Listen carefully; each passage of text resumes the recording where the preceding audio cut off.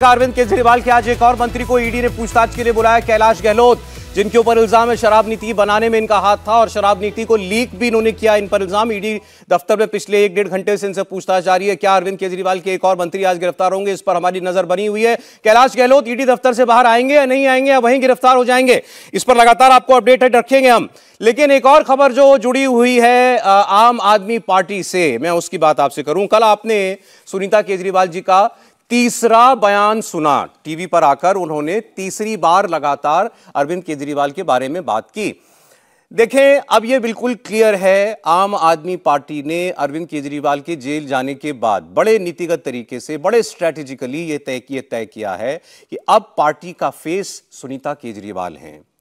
Party की सारी बातें सुनीता केजरीवाल सामने रखेंगी। अरविंद केजरीवाल के लिए जो भी सहानुभूति बटोरनी है वो काम सुनीता केजरीवाल करेंगी। दिल्ली वालों को और देशवासियों को ये समझाने का काम कि कितना गलत हो रहा है। दिल्ली के मुख्यमंत्री को गिरफ्तार कर लिया गया, वो एक ऑनेस्ट ईमानदार आदमी है, देशभक्त आदमी है, कट्टर देशभक्त आदमी है, उसको परेशान किया जा रहा है, उसकी तबीयत भी ठीक नहीं है अंदर। ये सारी बातें सुनीता केजरीवाल लगातार आकर कैमरे पर बता रही हैं।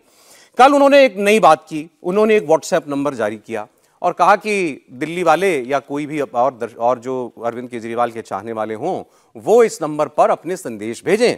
और उन्होंने कहा कि आपके सारे मैसेजेस मैं खुद ईडी कस्टडी में अरविंद केजरीवाल के सामने जाकर उनको सुनाऊंगी, उनको बताऊंगी, क्योंकि वो रोज जा रही हैं अरविंद केजरीवाल से मिलने के लिए, पत्नी है वो।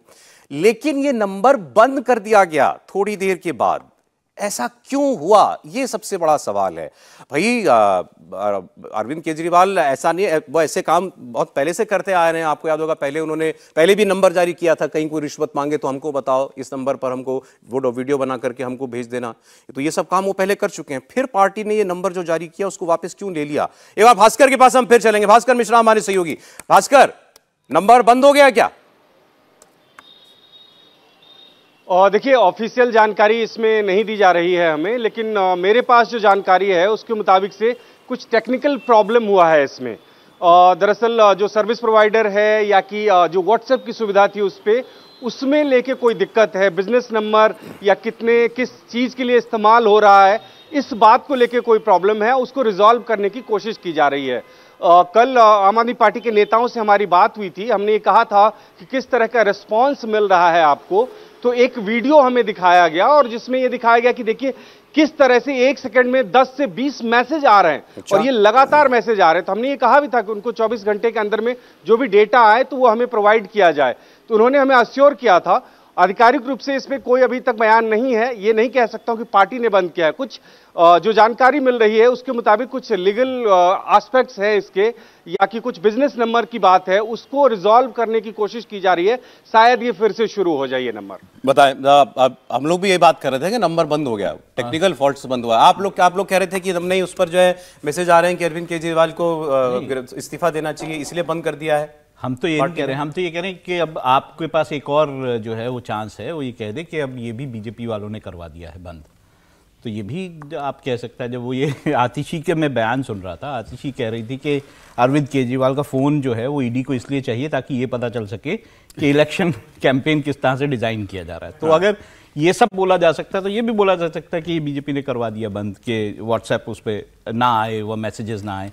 अब इसको उन्होंने अरविंद केजरीवाल आशीर्वाद देने का जो नाम दिया है इस पूरे कैंपेन को, जिसके ज़रिए ये व्हाट्सएप नंबर जो है शुरू किया गया। इसमें इससे पहले जब इसको लॉन्च किया अरविंद केजरीवाल की पत्नी ने, तो उन्होंने कहा कि मैं ये चाहती हूँ कि आप लोग जो अरविंद केजरीवाल है, अपना भाई, अपना बेटा मानते हैं, इनको जो है आशीर्वाद दीजिए, आप अपनी तरफ से कैंपेन करिए। उन्होंने ये भी बताया कि बहुत सारे लोग व्रत रख रहे हैं केजरीवाल के, उसमें बहुत ज़्यादा जो है वो प्रार्थना कर रहे हैं। तो ये सब किया गया है। अब ये देखना होगा। देखिए, हमारे पास तो नंबर नहीं है, तो हमारे को ये नहीं पता क्या क्या मैसेजेस आ रहे हैं। इन्होंने फोन किया था, ये बता नहीं रहे। इन्होंने भी नंबर पे फोन किया था केजरीवाल जी को, इन्होंने भी बताया। उसमें व्हाट्सएप मैसेज देना था, बधाई संदेश नहीं था। मतलब आपने ये संदेश दिया होगा कि बाहर आए जल्दी। हाँ, देखिए हुआ क्या, कई बार जिसको कहते हैं कि अति उत्साह में आप कोई योजना बनाते हैं और उसमें हो जाती है गड़बड़। वैसे अरविंद जी इन सबके बहुत सिद्धहस्त व्यक्ति हैं। मैं यही कह रहा था। इसी दौर की पार्टी वाले हैं, यानी व्हाट्सएप के समय, सोशल मीडिया के समय। लेकिन अब जिसने भी रणनीति बनाई थी उसने एक गड़बड़ कर दी कि ऑटोमेटेड मैसेज में थैंक्स या कुछ और लिखने की बजाय बाकायदा सुनीता केजरीवाल जी की तरफ से यानी अरविंद केजरीवाल जी की पत्नी की तरफ से संदेश जाता है कि आपका संदेश मिला, बहुत बहुत धन्यवाद, मैं आपका यह संदेश अरविंद जी को पढ़कर सुनाऊंगी और उसके बाद वो आपको जवाब देंगे। धन्यवाद सुनीता केजरीवाल। अब क्या हुआ कि इसको जाहिर है भारतीय जनता पार्टी के लोग भी इस दौर में तो बहुत अच्छे से काम कर रहे हैं, तो एक बड़ा वर्ग तैयार हो गया जिसने अलग अलग तरीके से लिखा कि अरविंद केजरीवाल देखो शराब घोटाले में अपनी गलती स्वीकार कर लो। तो सुनीता केजरीवाल जी का आया कि आपको मैसेज में पढ़कर सुनाऊंगी और बताऊंगी आगे, धन्यवाद। किसी ने लिखा बहुत लूट कर ली, बहुत भ्रष्टाचार कर लिया, तो फिर और ये सारे का सारा उन्होंने सोशल मीडिया पर डालना शुरू कर दिया।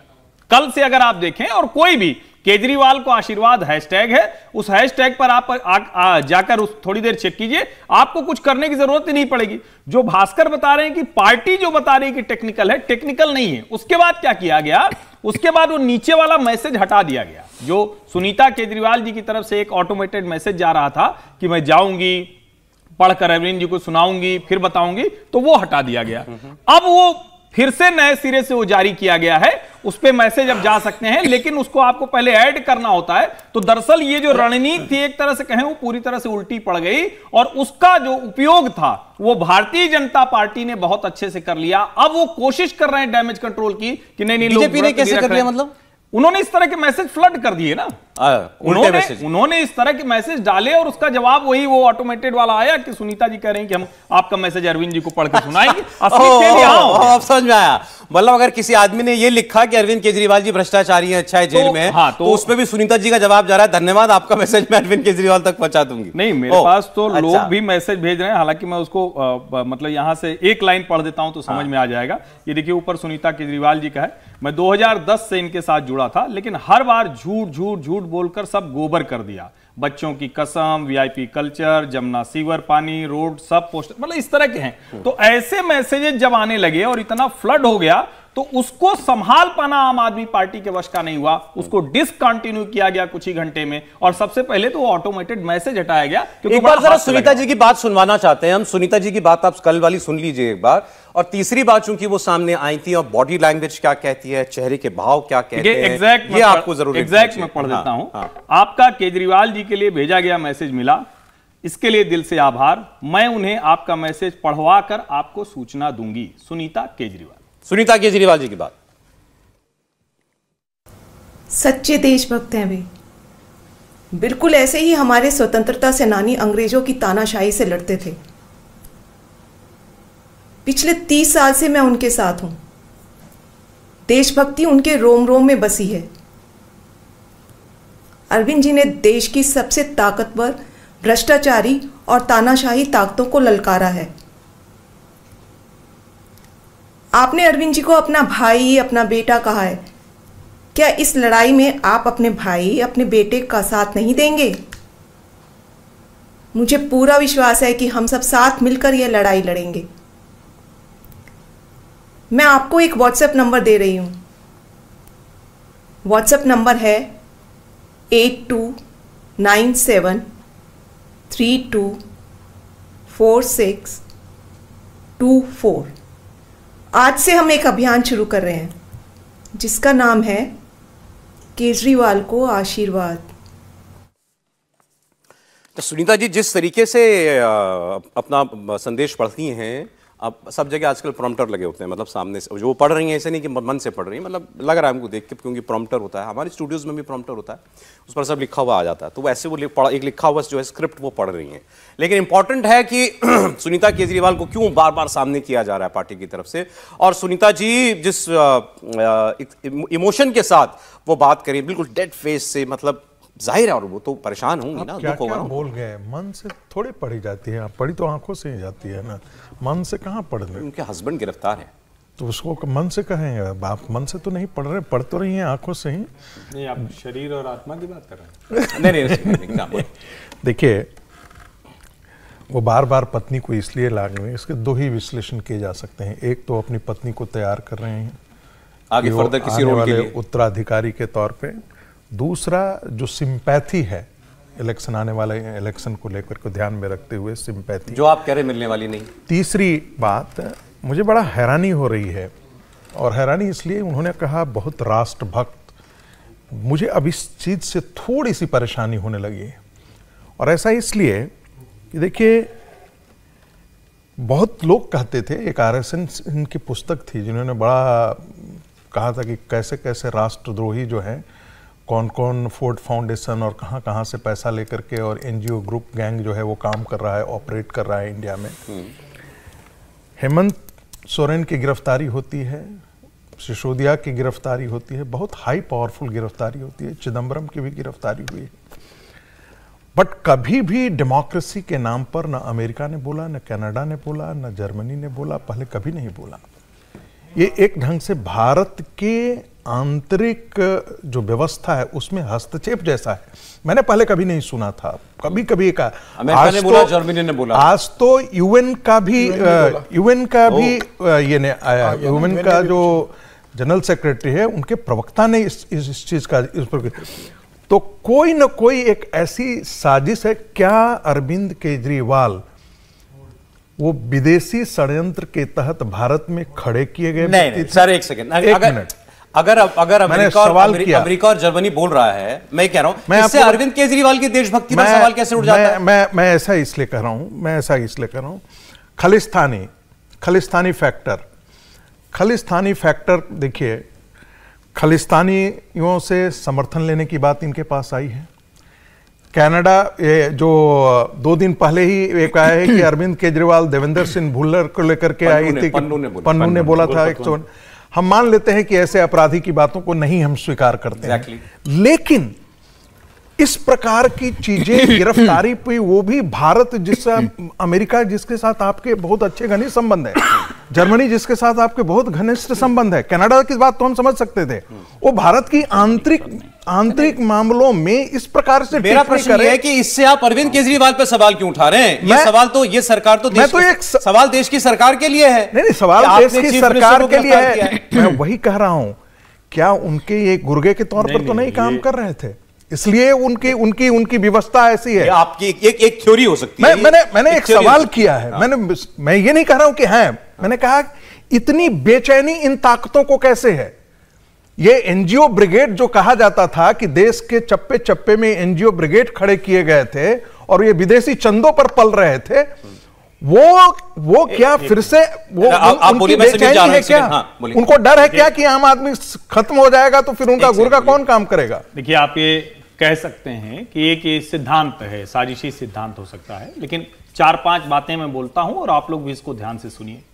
George Soros Munich security conference में भारत का और नरेंद्र मोदी का जिक्र करते हुए कहते हैं कि वहां डेमोक्रेसी नहीं है और तब ये सब कुछ नहीं था, हम डेमोक्रेसी वहां ले आएंगे, $1 बिलियन प्लेज करते हैं। जॉर्ज सोरोस सब जानते हैं, जो उनकी सोसाइटी है किस तरह से काम करती है, और उनके साथ के लोग अलग अलग समय कहां दिखे। राहुल गांधी जब जाते हैं तो यूरोपीय यूनियन के देशों के उन लोगों से मिलते हैं जिनका कश्मीर पर 370 के खिलाफ बाकायदा रुख होता है। वो लंदन में जाते हैं, अमेरिका में जाते हैं, कैम्ब्रिज में जाते हैं, उनकी जो बातचीत का आधार होता है उसमें वो बताते हैं कैसे भारत में लोकतंत्र खत्म हो गया, अमेरिका और यूरोपीय यूनियन के देश देख नहीं रहे। जिस समय वैक्सीन, दुनिया भर में वैक्सीन लॉबी लगी हुई थी, उस वक्त अरविंद केजरीवाल अपने ही देश की वैक्सीन पर सवाल खड़ा करते हैं, कांग्रेस के नेता भी खड़ा करते हैं।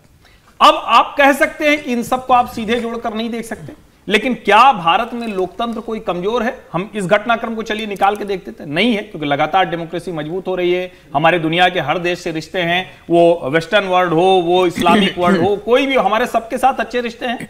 और इस सब के बाद जब हमारे यहां चुनाव के दौर में हम हैं, तो ये एजेंसी कर रही, मुझे इस पर ऐतराज है। आपने कहा कि सरकार की चिंता होनी चाहिए, क्यों सीएम को गिरफ्तार कर लिया? सरकार ने थोड़ी ना सीएम को गिरफ्तार किया, सीएम के ऊपर, मंत्री के ऊपर इतने गंभीर आरोप हैं। और अगर पी चिदम्बरम गिरफ्तार हो सकते हैं, अगर हेमंत सोरेन के मामले में ऐसा स्टेटमेंट कोई नहीं आया, सवाल पड़ जाएंगे। एक छोटी सी टिप, एजेंसी स्वतंत्र है, सरकार का क्या लेना देना?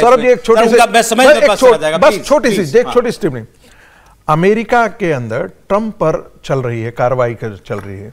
यदि भारत के किसी एक मंत्री ने या कोई एक विदेश मंत्रालय के एक व्यक्ति ने यदि ऐसी टिप्पणी कर दी, क्या अमेरिका बर्दाश्त करता?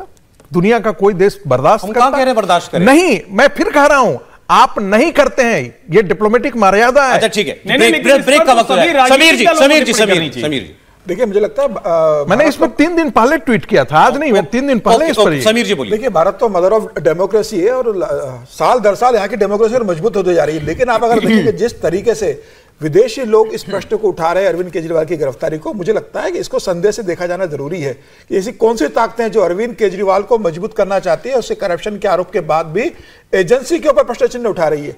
भारत की एजेंसी इंडिपेंडेंटली काम करती है, अगर पूछताछ के लिए बुलाया है, किसी को गिरफ्तार किया है, तो मुझे लग रहा है ये एजेंसी बताना चाहती है कि भारत के अंदर एजेंसी इंडिपेंडेंटली काम नहीं कर रही है, यह बहुत सरासर गलत है। मुझे लगता है कि विदेश मंत्रालय को उसका बहुत कड़े शब्दों में इसकी निंदा करनी चाहिए और प्रश्न पूछा जाना चाहिए कि क्यों भारत के आंतरिक लोकतंत्र के अंदर भारत की एजेंसी जब काम कर रही है, किसी मुख्यमंत्री पे आरोप लगता है और उसे बुलाया जाता है, गिरफ्तारी हो रही है। हेमंत सोरेन भी गिरफ्तार हुआ था, हेमंत सोरेन को तो नहीं बोला, हेमंत सोरेन जब गिरफ्तार हुए उस समय तो एजेंसी ने नहीं बोला, विदेश के देश ने। आज वह अरविंद केजरीवाल को लेकर बोल रहे हैं। मुझे लग रहा है भारत सरकार के विदेश मंत्रालय को उस पर कड़ी आपत्ति दर्ज करनी चाहिए। करा दी ना, वो तो जब बाकायदा बुलाया करके उनको बोल दिया गया, बुलाया गया है और उसको बोला गया। सब ब्रेक करना पड़ेगा। एक दर्शक ने भेजा, रागी जी एज अ पॉइंट, आपकी बात दर्शकों को पसंद आ रही है।